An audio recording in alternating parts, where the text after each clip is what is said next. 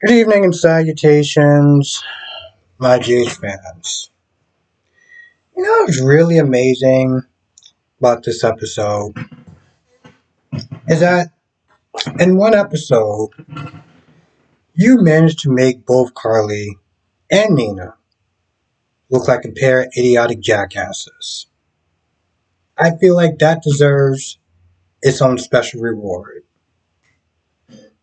Nina waking up and calling Ava, like, why are you calling Ava for? Calling Ava is like, Sonny's left. Sonny just left. You know what Sonny's at? He just left. And Ava's like, you realize that you are marrying somebody who's in the mob, right? He's going to have irregular hours. And he's going to leave at any point in time. And he's going to come back with little to no explanation. You understand how that works, right? Nina's like, yeah, I know. It's one thing, like, it's one thing saying it's another thing living it or something like that. And I'm like, the problem is, this is the second time that Nina has actually complained about something in Sonny's world, right? Minus the danger part the first time. This is where people sit there and look at Nina and it's like, you're not cut out for Sonny's world, okay? Imagine if Avery didn't actually wake her up. She was asleep. She gets a call from God knows whatever time at night from Nina, whining about where Sonny's at. Like, she totally forgot what this guy's job description is. Carly, that's right. We're not letting you off the hook either, girl. No, no, no, no, no. Sonny comes down there to get Ned out. Ned is all like, oh, I got some more bars to sit there and go to. Okay, Ned, sure. Sonny's like, you know what, listen, I'm already here. Let me take you, because, Chase is like, all right, listen, they're not going to press charges. We got to have somebody sign you out. Sonny's like, I'm already here. Let me just sit there and sign you out. No, I'm not going to do it. It's all about my pride. Carly, you stupid. I'm like, Carly, you can't be this dumb. And Sonny's like, forget the pride for a minute. She's like, well, that's all I have. No, Carly, the fact that you think this is all you have just shows you just how stupid you're being in this situation. So let me get this straight. You'd rather wake up your daughter. So you won't wake up Michael, right? You won't wake up Michael to get you out of this situation, but you'll call Jocelyn. So you're going to wake up your other kid to come and sign you out when Sonny's already there. You're going to inconvenience your daughter because you don't want help from Sonny. Yeah, because that really makes a lot of sense. And so Carly, Sonny's like, screw it, whatever. Ned, let's get up out of here. Carly's like, well, I guess you gotta sit there and take me down the hole there. But Chase wanted to be nice to her. I would have been like, nope, take your ass right down the booking. You can sit there and be with some other women in a holding cell, and you can start really regretting your decision about letting your pride take over your goddamn common sense. Yeah. Watching Liz and Finn was almost like watching a completely different show. It's amazing how they have these characters and the things that they do with them. Because, from the internet standpoint, Finn and Liz are probably the most boring couple, maybe even more boring, almost more boring than Michael and Willow. Right? So you already got the boring factor going on. Okay. Are you going to give him something cool to do, something interesting to do? Nope. Finn lost a patient, and now he's there contemplating about his life. I know the nuance is not exactly lost on me because, even though he's a doctor, it's not to sit there and say things don't get to him. He doesn't start thinking about his life, his daughter's life and everything. I also feel like this is just also another Friday. And that the fact that he is a doctor, it's like, why are we having this conversation for? You know, why are we having this conversation? Why are we having this conversation about him contemplating his life? And how many times have you actually lost patience? Right? And I'm not saying it's not sad and it doesn't get to him, but at the same time, it just also really proves just how pointless this scene is with Liz being there. Guardian. That's what he asked Liz to be. Liz said yes. Then you just stare out into space and they stare at the stars and the scene just really ends at that point. Now, Olivia. Olivia cracked me up for all the wrong reasons. So just when Sam and Dante about to sit there and have some loving in the afternoon, gets a call from Chase and they're saying your mom is acting up. She doesn't know how to keep her mouth shut, and you need to come down here and deal with her. Meanwhile, she's all like, "Get your hands off me!" This, that, and the third. I'm like, "Yeah, because you're gonna make your situation a lot better, right?" That's cool.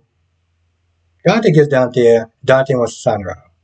She's like, "I don't want to do it." I'm like, "Why are you being so why are you being so difficult for her?" As annoying as she was acting, right? I understood why. I mean, granted, yeah, she should have just left because she didn't want to be in a holding cell, and Dante had to be like, "What about Leo?" So she decided to leave. She didn't want to leave because she felt like if she was leaving, it was like she was admitting that she did something wrong, right? Because Mason was sitting there being all handsy and everything like that, and she did what she could to sit there. Well, all that Benson her talk. Whatever. The point is, she was the victim of the situation. So why should she have to feel like her signing out is like an admission of guilt? I understood it. At the very least, I understood it, right? But she was so much in her high horse, she forgot the fact that she does actually have a son. So she decided to sign it so she can get the hell up out of there. Now just want to go to another bar. Now just want to go to another bar.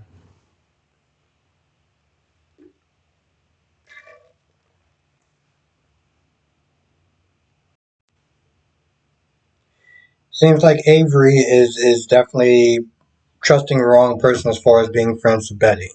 When she comes back in there and she wants to sleep in Ava's bed, and she's all like, "Well, I'm just so excited.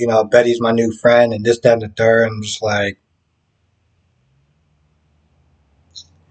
meanwhile, Mason is pretty banged up and asks Austin to sit there and stitch him up.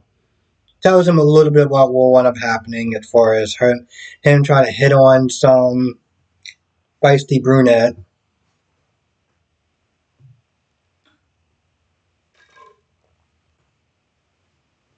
And, he was like, "Oh, her blonde friend wound up knocking me over the head."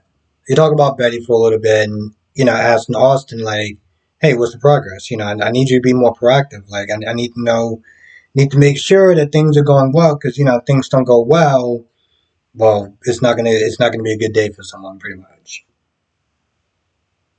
Austin gives him an answer that seems like it's satisfying, so he winds up leaving.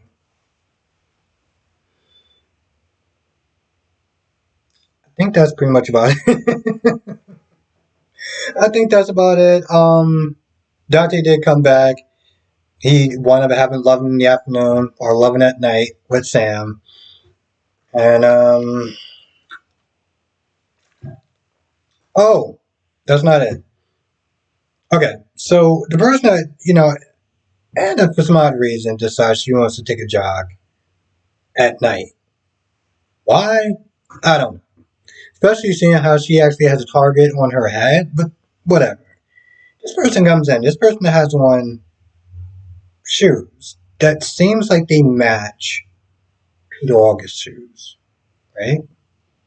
I don't know if that's the case. I gotta sit there and look at them again, but it looks like it was the same type of shoes that Peter August wore, or a variation of them. Made me think it was Peter August. Anyway, this person comes in and practically burns down the house, and when Anna gets back, she touches the door. It's hot, right? She smoked, but she opens the door. There's a fire. And why do you go inside the burning building? This is, I literally sat there and I was just like, just makes zero sense. Anyway, I thought she was trapped in there at one point because she was just kind of just in there. I'm like, what are you doing in there? I don't understand. The place is on fire. You're not a fireman. What are you doing there? And she winds up calling 911. And yeah, I it was kind of weird too because I sat there. I was like, why are you burning down her set? Or are they getting a new set for her? Like, or is she just going to be in the Metro Hotel? Because when in doubt, this is what the soap characters do now. I think about that. I do. I think about that, and I'm like, I know they had to use hotels back in the day, but it wasn't as often. Like I remember All Like to Live, they didn't use hotels nearly as much. On Port Charles, they didn't use hotels nearly as much. Now it's like YNR, B&B does that. B&B does that. They got their own budget issues every now and then, but they seem like they've been doing a little better. YNR, I mean, it's like Hotel City. It's like Hotel City at this point. And the amazing part is that Sally. Well, actually, to tell you the truth, I'm surprised that Sally's able to afford staying in that hotel. When you really start to think about it, it's like anyway. Because I'm like, I don't think that she's really working. Anyway, I feel like that's pretty much about it. With that being said, I'm gonna go. I want to thank you for watching. Stay safe. If I missed anything, you know what to do. Come to the live stream tonight. 8 p.m. Eastern, 5 p.m. Pacific. We'll sit there and talk about all the soaps, days, GH, YNR, and B&B. And we'll see you in the next video.